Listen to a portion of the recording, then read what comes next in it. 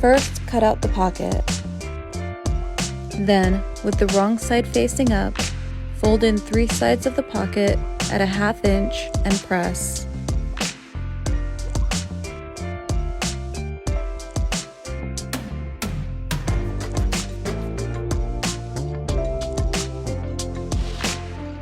Fold the pocket's opening at a 1/2 inch, press, fold again at 3/4 inch, and press again.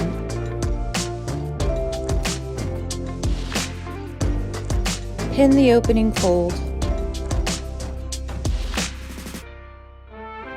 Then sew the bottom edge, taking out pins as you sew.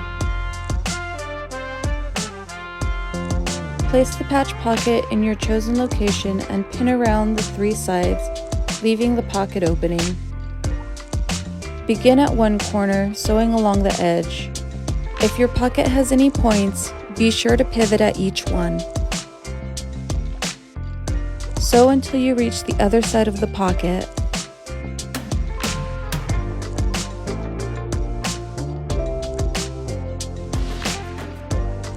Use this technique for other pocket shapes and printed fabrics. Get creative with it.